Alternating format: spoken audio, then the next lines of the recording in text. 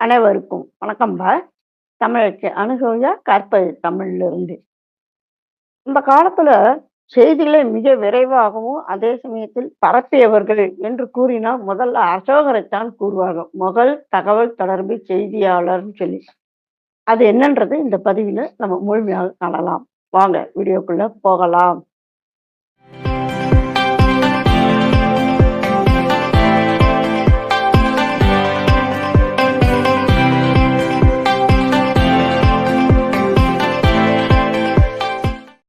பௌத்த சமயம் தொடர்பான மாதிரி வினாத்தாள்கள் பார்த்து வருகின்றோம். அதன்படி இன்றைக்கு முதல் தகவல் தொடர்பு செய்தியாளர் என்று பாராட்டப்படுகின்ற அசோகர்.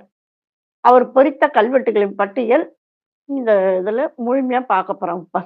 சரிங்களா? அதாவது அசோகரு தனது ஆட்சி காலமான கிமு 3ஆம் நூற்றாண்டில் இந்திய துணைக்கண்டத்தின் தற்கால இந்தியா, பாகிஸ்தான், ஆப்கானிஸ்தான் மற்றும் வங்காளதேசம் ஆகிய நாடுகளின் பாறைகள் மற்றும் தூண்களில் கல்வெட்டுகள் அதாவது செய்திகளை பரப்பி வைத்தார். என்னென்ன செய்திகள்? தனது கட்டளைகள், அதே போன்று புத்தர் அருளிய அருநெறிகள். ஆக அந்த அறநெறிகள் ஆக இந்த இரண்டையும் அவர் என்ன செய்தார்? பொதுமக்கள் கடைபிடிப்பதற்காக பொறித்து வைத்தார். சரிங்களா? சரி. அதுல மிக புகழ் வாய்ந்தது அப்படின்னு சொல்லி சொன்னோம்னாக்கும் இந்த 4னையும் குறிப்பிடுவார்கள் இப்ப. முதலாவதாக அசோகரின் பெரிய தூண் கல்வெட்டுக்கள், சிறு தூண் கல்வெட்டுக்கள், பெரும்பாறை கல்வெட்டுகள், சிறுபாறை கல்வெட்டுகள். இவ ஒவ்வொன்றும் கல்வெட்டுகள் எந்தெந்த ஊர்ல, எந்த மாவட்டத்துல இருந்தது என்பதுதான் இப்ப அடுத்து நாம் காண இருக்கின்றோம் இப்ப. பெரிய தூண் கல்வெட்டுகள் பார்த்தீங்கன்னா 7 பெரும் தூண் கல்வெட்டுகள். அலகாபாத் தூண், தோப்ரா கலான் கல்வெட்டு, அதே மாதிரி மீரட் தூண். இந்த 2 பார்த்தீங்கன்னாக்கா தில்லியில் இருக்கின்றது. அடுத்து லௌரியா, நந்தன்காட் அப்படிங்கிற இடத்துல இருக்கின்றது. பீகார் ஊர்ல. கல்வெட்டு எண்கள் பார்த்தீங்கன்னாக்கா 1 முதல் 6 வரை இருக்கின்றது.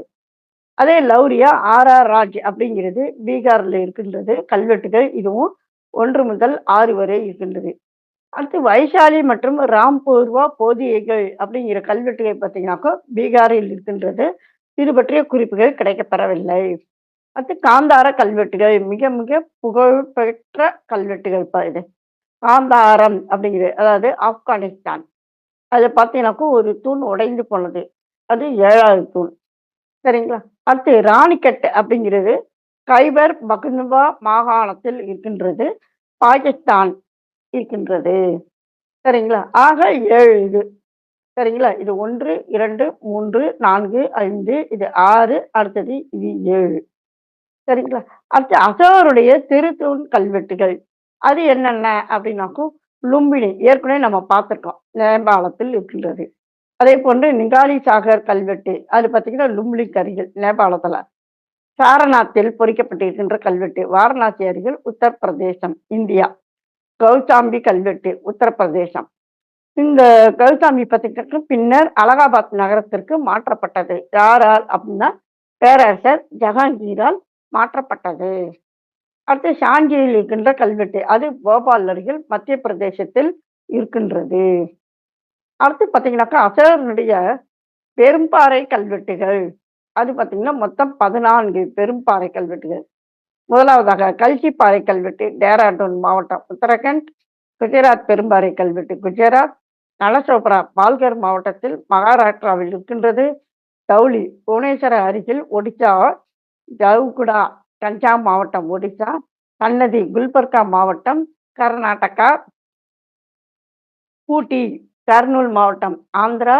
கிரேக்க மற்றும் அரேபிய மொழியில் பொறிக்கப்பட்டிருக்கின்ற கல்வெட்டு பாறை கல்வெட்டுகள். பழைய காந்தாரம். காந்தாரம் அப்படின்னாலே நம்ம பார்த்தோம் ஆப்கானிஸ்தான் சொல்லிட்டு. அது பார்த்தீங்கன்னாக்கா கிமு 3ல் பொறிக்கப்பட்ட கல்வெட்டு. அடுத்து பிராமி எழுத்து முறையில் இருக்கின்ற கல்வெட்டு. அது அசோகரின் பெயர் பொறித்த கல்வெட்டு.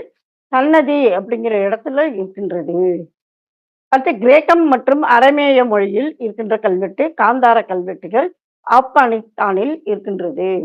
கரோச்சி எழுத்து முறையில் பொறிக்கப்பட்ட கல்வெட்டு. ஷபாஷ் காக்கி மற்றும் மன்சரா பாறை கல்வெட்டு.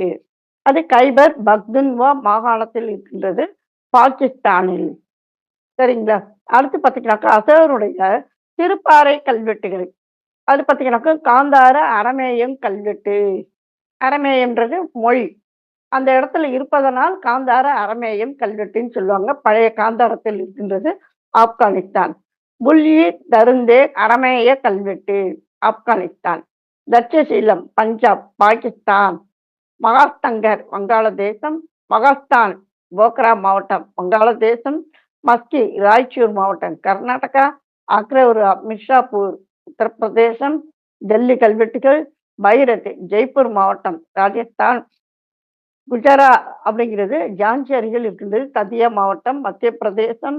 ஜபல்பூர் அருகில் இருக்கின்ற ரூப்நாத் அதாவது கைமூர் மலைத்தொடரில் இருக்கின்ற கல்வெட்டுகள் அது மத்திய பிரதேசம். பாங்குராரியா ஷெகேர் மாவட்டம் மத்திய பிரதேசம். ஜோகௌரா கோரக்பூர் மாவட்டம் உத்தரப்பிரதேசம். ராசாராம் ரோத்தாம் மாவட்டம் பீகாரில் இருக்கின்றது. அடுத்து ரச்சுலா மந்தாகிரி பட்டிக்கொண்டா அருகில் கர்னூல் மாவட்டம் ஆந்திரா.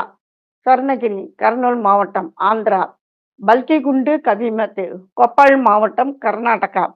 பிரம்மகிரி மற்றும் சித்திரதுர்கா மாவட்டம் கர்நாடகாவில் இருக்கின்றது கல்வெட்டுகள். சதிங்கா சித்தாப்பூர் அது ராமேஸ்வரா பிரம்மகிரி அருகில் இருக்கின்றது சித்திரதுர்கா மாவட்டம். அதுவும் பார்த்தீங்கன்னா கர்நாடகா தான். நித்தூர் மற்றும் உதயகுளம் பெல்லாரி மாவட்டம் கர்நாடகா. பராபர் குகைகள் பார்த்தீங்கன்னாக்கா ஆசி வகை துறவிகளுக்கு கொடையாக அளித்தது குறித்த கல்வெட்டு. இது பார்த்தீங்கன்னாக்கா அடிக்கடி தேர்வில் கேட்கப்படுகிறது. இந்த கல்வெட்டு வந்து எந்த இடத்துல இருக்குன்றது அதன் பெயர் என்ன அப்படிங்கிற பராபர் குகைகள். சரிங்களா? அப்போ நம்ம வந்து இந்த மாவட்டம் மாநிலம் அப்படின்னு கொடுத்துருக்காங்க. அது எந்த மாநிலம்? மத்திய பிரதேச மாநிலம், ஆந்திரா, கர்நாடகா அப்படின்னு மட்டும் பார்த்தா பத்தாது. அது என்னென்ன மாவட்டம் அப்படிங்கிறதையும் இணைத்து படியுங்கள் இப்ப. சரிங்களா? அப்ப இந்த வீடியோ ஒரு தடவ பார்த்துட்டு மீண்டும் ஒரு முறை என்ன செய்யுங்க, இந்த மாவட்டங்கள் பெயரையும் நன்றாக மனதில் நிறுத்திக் கொள்ளுங்கள். சரிங்களா?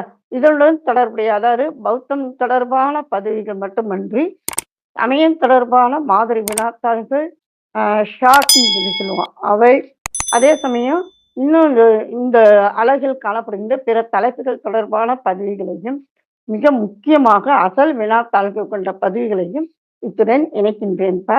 இணைத்து படியுங்கள். சரிங்களா? மீண்டும் ஒரு புதிய பதிவில் சந்திப்போம். நன்றி. வணக்கம்.